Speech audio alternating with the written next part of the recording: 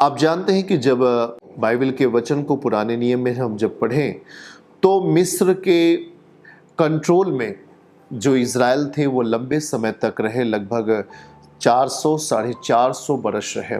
और उस दशा में जब वो मिस्र के अधिकार में गए, मिस्र के गुलामी में गए, तो उनसे कठिन से कठिन सेवा कराने का फ़िरौन का निर्णय था। फ़िरौन का ये आदेश था कि इन लोगों से और कठिन से कठिन जितना हो सकता है इन्हें दबाया जाए, जितना हो सकता है इनके जीवन में कठिनाई की परिस्थिति लाई जाए।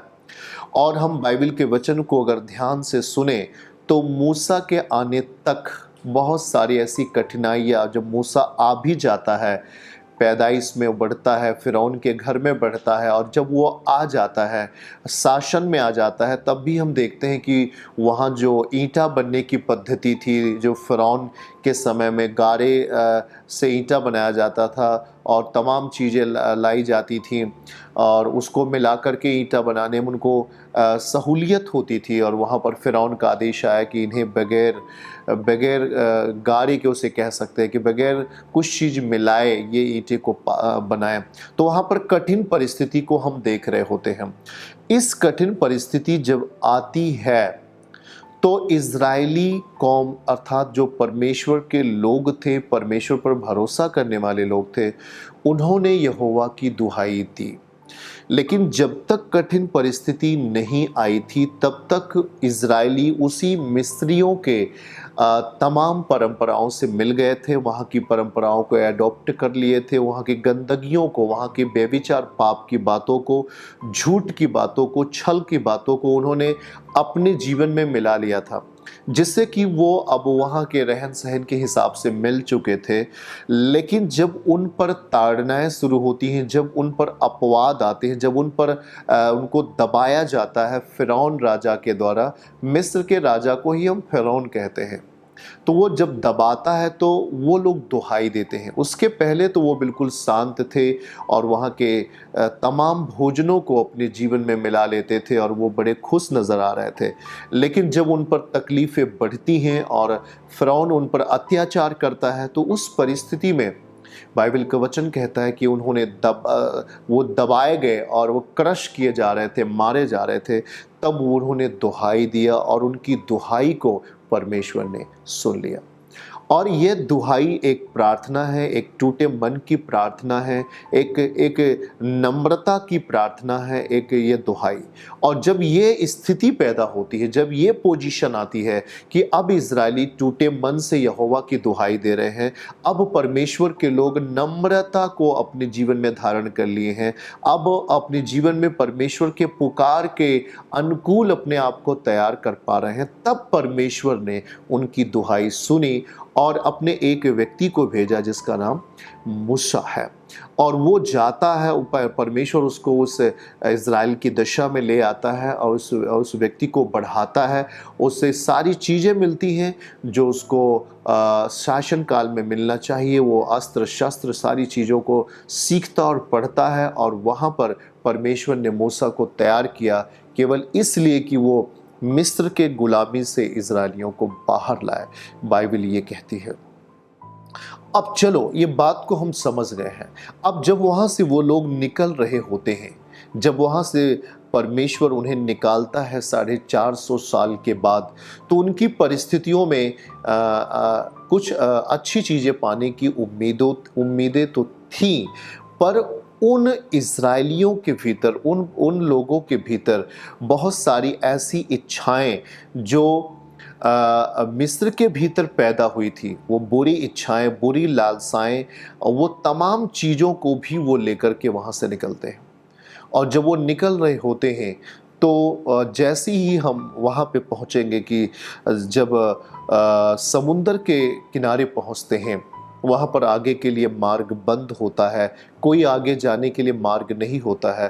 तो वहाँ पर हम देख पाते हैं कि पूरी फ़िरौन की सेना, जो मिस्री सेना थी, वो इज़राइलियों को मारने के लिए अंतिम समय तक उन्हें ख़त्म करने के लिए पीछे से आती है। उस दशा में अगर हम देखें तो ना उन्हें आगे जाने का रास्ता है, ना उन्हें पीछे। आज यही सेम चीज़ें ऐसे कई मनुष्य के बीच में होता है, न तो वो आगे जा सकते हैं न पीछे आ सकते हैं। उस दशा में वो परमेश्वर के, उसके पुत्र की, पवित्र आत्मा की सहायता लेने के बजाय वो सुसाइड करते हैं। वो तमाम ऐसे शैतान की बातों को मान करके आत्महत्या कर लेते हैं, परिवार को नष्ट कर लेते हैं और वो दुख और बड़ी विपत्ति के शिकार हो जाते हैं। इस दशा में आपको क्या करना चाहिए करके प्रभु बताएगा। एक वचन मैं आपके लिए पढ़ूंगा, दूसरा कुरिन्थियों 5 वचन 7 को अगर हम पढ़ें तो वहां पर एक अद्भुत बात पौलुस लिखते हैं जिसे आपको पढ़ लेना चाहिए।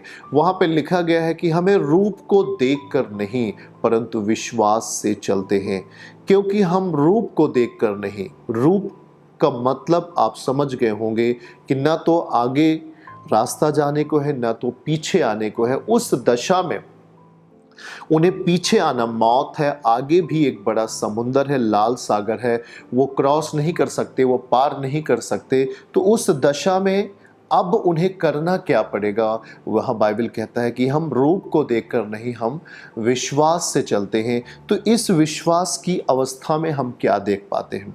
आप में ऐसी बहुत सारी चीज़ें पैदा होती हैं, हम अपने आप को आगे नहीं ले जा पाते हैं, शायद हमारी सोच वहीं पर रुक जाती है और हम परमेश्वर से कहते हैं, परमेश्वर अब हम क्या करें?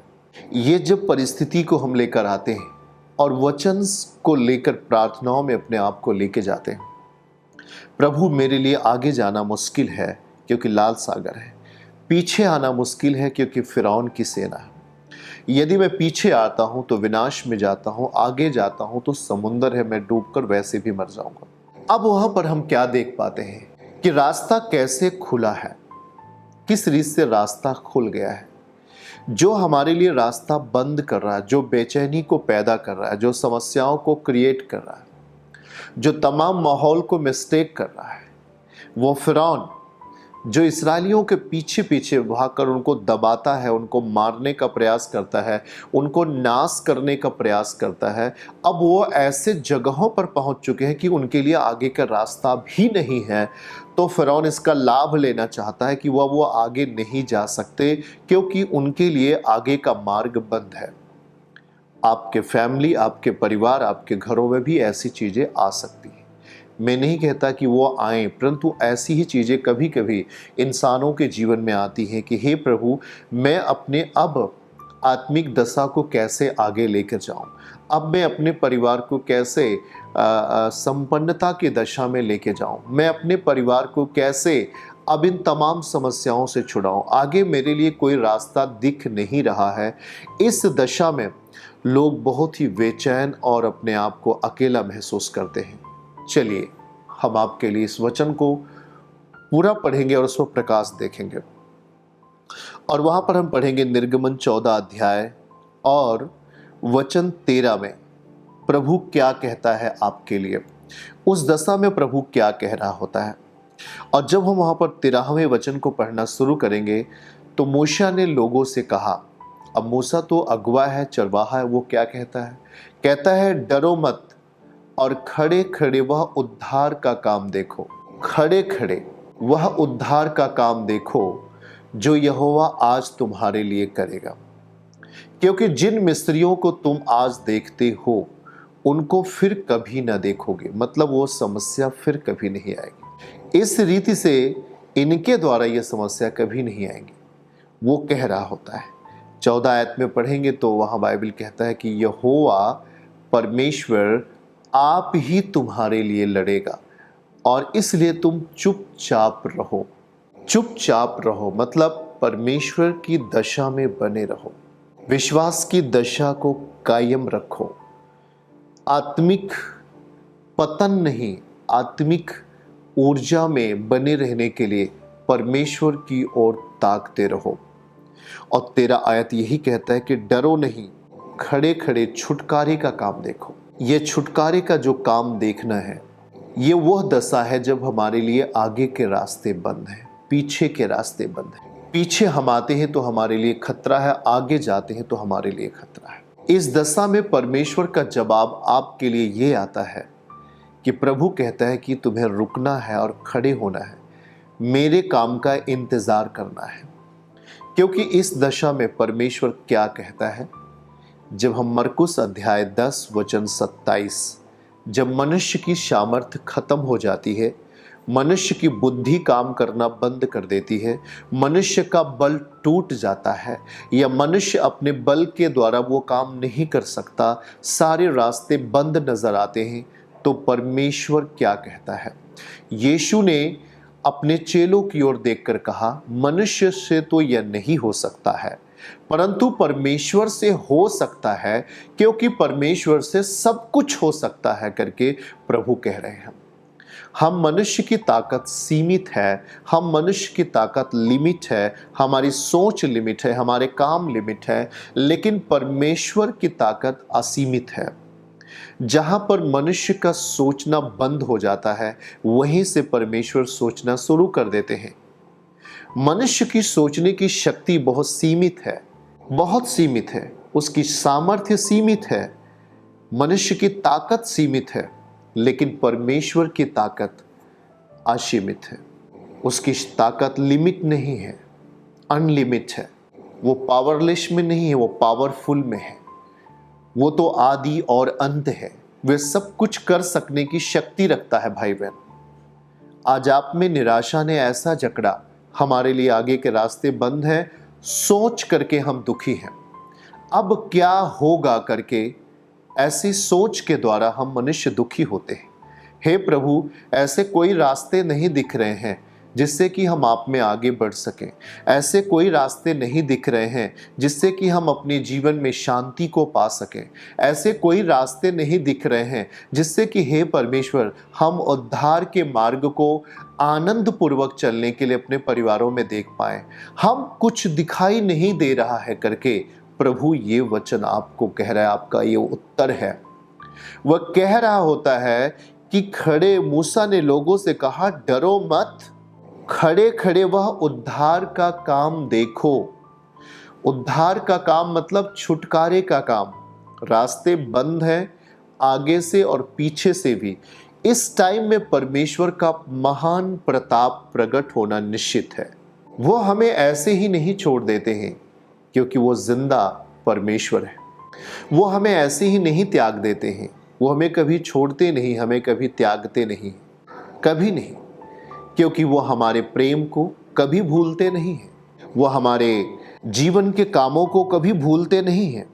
अगर हम एक वचन आपके लिए पढ़ें तो इब्रानियों में जाएंगे और 6 वचन 10 को हम पढ़ेंगे आपके लिए। यह इसका उत्तर है। क्या लिखा है? क्योंकि परमेश्वर अन्यायी नहीं, वो अन्याय का साथ नहीं देता कभी भी। अन्याय करने वाले, अन्याय को बनाने वाले, समस्याओं को पैदा करने वाले, समस्या लाने वाले ऐसे शख्स का वो कभी साथ नहीं देता परमेश्वर।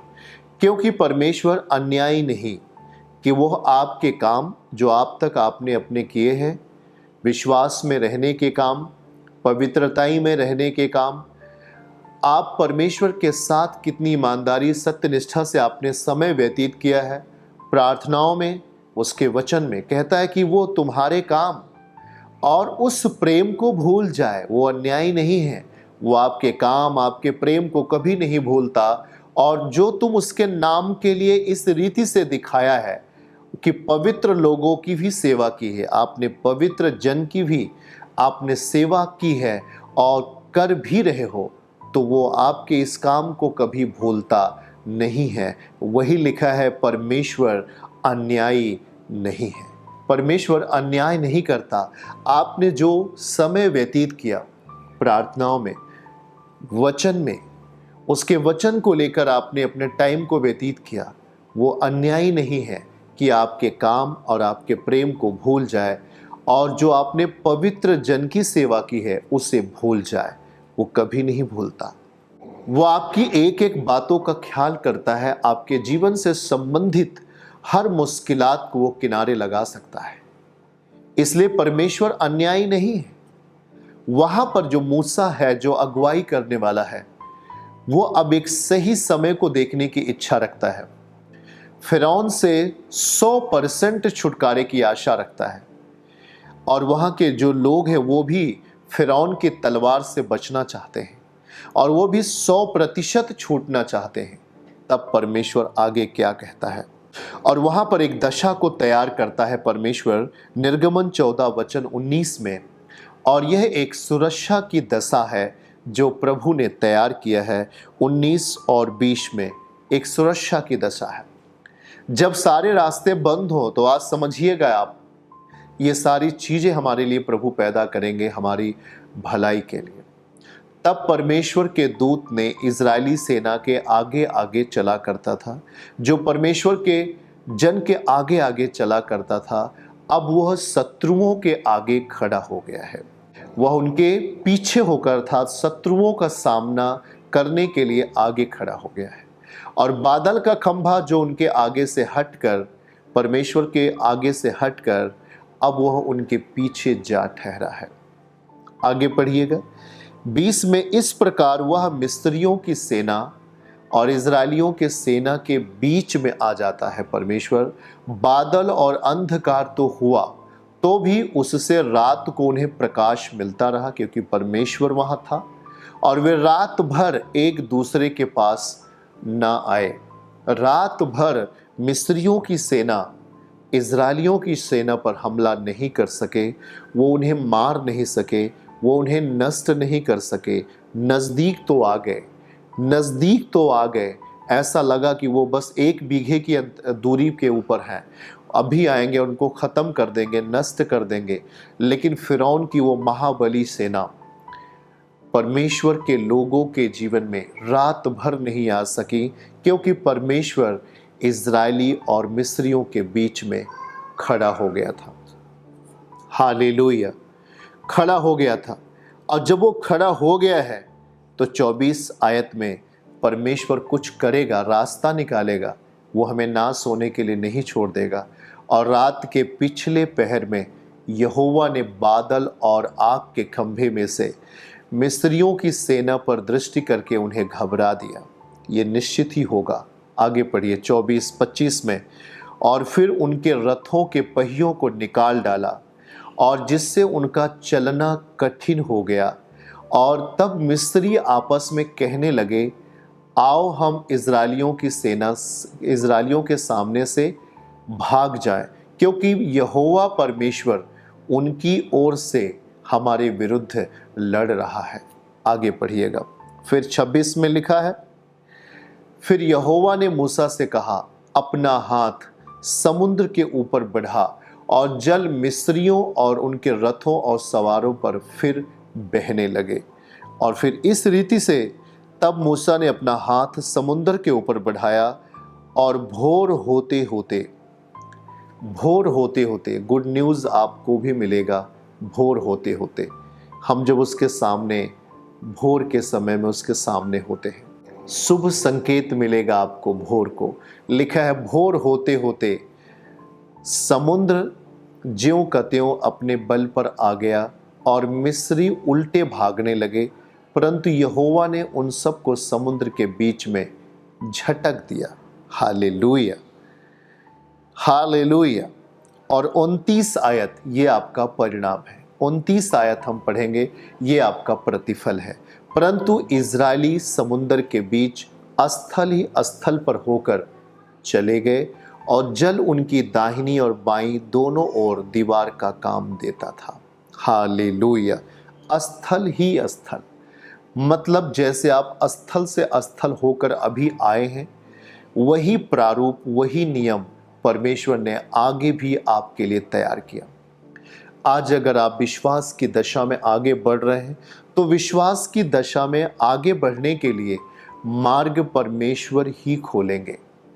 आपको वही मार्ग खोलेंगे जिस मार्ग से आप अभी चल रहे हैं, वो यहोवा का मार्ग है। उसी तरह, उसी प्रारूप के अनुसार आपके लिए आगे भी मार्ग खुल जाएगा। परमेश्वर ये काम करेंगे। तो खुदावन के लोगों, ये बात अगर आप ध्यान से देखें तो क्या समझ में आ रहा है कि परमेश्वर ने उन्हें नहीं छोड़ा, उन्हें नहीं त्यागा। वहाँ पर कोई मार्ग नहीं था, वहाँ कोई रास्ते नहीं थे। हम कहते कि मनुष्य की बुद्धि बंद हो चुकी थी। अब उन्होंने ये विश्वास कर लिया था कि अब हम नाश हो जाएंगे, अब हम खत्म हो जाएंगे। उस दशा में परमेश्वर ने उसी फिरौन के सामने चिन्ह और अद्भुत काम को प्रकट किया। आज की तारीख में भी, आज के दिनों में भी परमेश्वर अपने जनों के लिए इसी रीति से अद्भुत काम को करने के लिए तैयार है। चर्च की सभी प्रार्थनाओं को और परमेश्वर के दास के द्वारा टीचिंग सुनने के लिए और अपडेट्स को जानने के लिए हमारे इस चैनल को सब्सक्राइब करें और साथ में बेल आइकन को जरूर दबाएं ताकि जब भी लाइव प्रार्थना हो तो सबसे पहले आप देख सकें।